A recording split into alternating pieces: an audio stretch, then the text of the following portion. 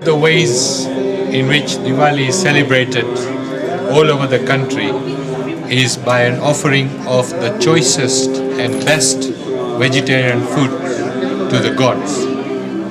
Here in Birmingham, the Swaminarayan Hindu Mission, BAPS, have organized a beautiful Annakut, which is open to the public on New Year's Day. There is over 100 varieties of beautiful, delicious, colorful, creative vegetarian food which is displayed and offered to the gods. Sacrifice and offering are the hallmarks of the Hindu tradition, and food is the most basic of human needs. And if we give it as a sacrifice, if we make it in the best way, if we create it in a most colorful and delicious way and offer it first to the gods, then that is the highest of sacrifices. And that shows that we are strong, our spirit is strong, and that we recognize the importance of our basic needs, and we are thankful to God for helping us meet our most basic needs.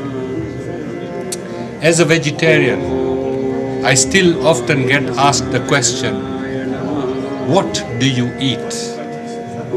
People think that it's very difficult to survive as a vegetarian. But when you actually look at this range of food and the colors and the variety, it actually shows that in the Hindu culture, we have a very strong culture of vegetarianism. And we know how to cook delicious food, varied food, food which is healthy, and it is available to us throughout the year.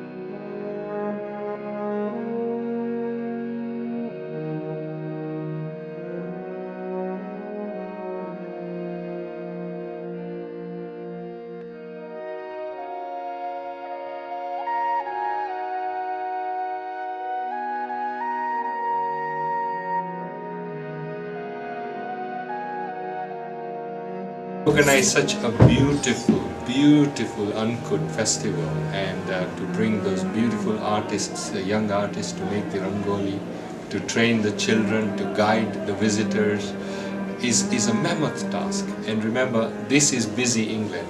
Everyone is busy either at school or at work, and to put voluntary effort into celebrating a festival and doing it not in a half-hearted way, but doing it in 100% way, so that we have the best of Indian beauty, the best of art, the best of food, is quite a task. And with me today are two volunteers, Sunita and Bipin, who were key to bringing these different groups together and engaging them in preparing. So tell us a little bit about that experience. What was it like getting volunteers? Did you have difficulty getting volunteers? Actually, no, that task was very easy for us in some regards, because the youth volunteers and the volunteers from all age groups, actually, from young to old, they're very active here. They come to the temple regularly and are keen to do this kind of work. A lot of them gave up a lot of time and energy for this particular event for months. They've been coming here in the evenings, after school, staying late nights here, lovingly. And I think the primary reason for that is because the devotion that they have, bhakti, as we like to say, towards their Guru, our Guru Brahma Swaminarayan, for whom is our inspiration. And it's because of that, I think that is the only reason why it was so easy for us to get volunteers. Generally it is difficult to get volunteers, but in this particular task, there are people who are more than keen just to please their Guru and God, so that they can come and do this kind of seva on a daily basis. So there were, over the last few months, around approximately 60 volunteers, I'd say, who'd been regularly coming to ensure that, various departments, not just the key Annakut design, the layout, getting the foods prepared, also getting all the physical work done into getting the marquees set up, everything ready for the whole day in itself. So it takes months of preparations, but it's been successful to that extent that we've been doing it for a few years, but because the voluntary effort has always been there, it's become slightly easier. Sunita, how do you think you and the volunteers feel today, now that it is open and public from all over Birmingham are coming to see it, including the mayor of Birmingham? How does it feel? I have to be honest, it's quite overwhelming actually, because you know it's coming. I mean, you plan for it for months in advance. It's the biggest festival in the year, but when it all comes together, it's quite a sort of it's quite a rewarding feeling, and especially seeing everybody come along and enjoy it and really experience the devotion that probably we feel as well here.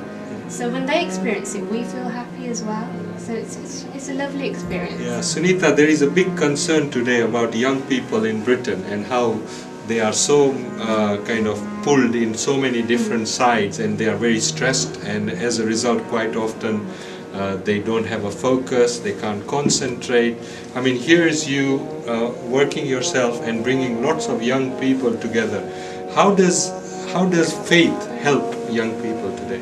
Faith helps massively, because I've been coming to the Monday probably every week since I was born.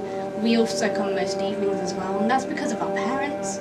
You know, our parents brought us here, they taught us the values, we came here and we reinforced them, which helps so much in later life. It's only when you get older, when you're exposed to more things, like for example when you go to university, you're exposed to maybe not so good influences, that's when you face the challenges. But if you have those values from a young age, and if they're firm and you know that what you believe in is true and right, then you can get through anything, no matter how sort of adverse the circumstances you're faced in. And also, like Bipin Bhai said, it's the love and devotion that we have towards our Guru. He's an inspirer of our every action. He's responsible, and Bhagwan, Swaminarayan Bhagwan, is responsible for everything that we do. So you know, even all the man hours that's gone into this Annakut, the hard work that everyone's done, it's only been possible because of him above. He's allowed us to do it. Yeah, but there's many people who feel that faith leads to fundamentalism, you know, that it is actually dangerous to believe in something, and that people then end up becoming violent, they end up becoming dogmatic. I mean, I don't see any violence here, I don't see any obsession or fundamentalism here. But what do you think? Do you think that there will be fundamentalism, that Hinduism, is there something about the Hindu tradition which itself in essence is so peaceful that it will never lead to extremes? One of our core values, one of the things that we're taught from a young age is non-violence is the highest ethical code of conduct. Non-violence, it says it all. I mean, we don't want to hurt a fly, that's why we're vegetarian. So in terms of sort of violence and things like that, it cuts it out pretty early on because of this core fundamental belief. We don't like to hurt, you know, we believe in peace, we believe in unity. We don't want to cause anyone harm, we don't want to cause anything harm. So it all depends on how strong these beliefs are in you. Look around, there's so many different people here from various cultures, backgrounds, religions. They've all come here willingly and they've all really enjoyed it. No one's felt that they couldn't come here. Everybody, and we've welcomed everybody with open arms because that's what we believe, everybody is welcome. So do you think that something like the Hindu tradition and culture can give young people a sense of purpose and identity in life, which gives them confidence? Definitely. Yeah. Absolutely, yeah. If they go to the right places, if they're exposed to the right things, if they read the right things, if they see the right things, if they hear the right things, then definitely.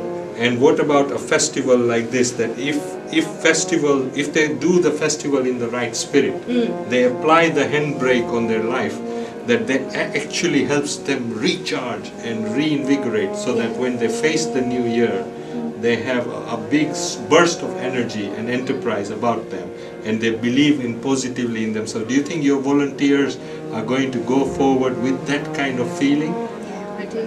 I Definitely, very do. much so. So they've recharged their batteries during Diwali. Yeah. They'll be very tired because of the 1 hours they'll be spending, but amazingly enough, they'll be back again week on week to do the same things that we've been doing throughout the year. They are recharged because at the end of the day, to be honest, the spiritual dimension within what we're doing, it gives us that kind of boost, that invigoration that we need. And they will be invigorated. I mean, we feel it. We've been doing this for so many years in some regards, yet we don't see they're not like frustrated or so. It's the same thing again. They look forward to it. They want to do this. It's something they just feel that it's part of their life that they can't do without actually. But also, like you say, they can't do without. It's part of their lives. It's not just about this event. It's not just about this one time in the year. People come every week, sort of regularly. Some people come every day, and every time you come, you are recharged and reboosted.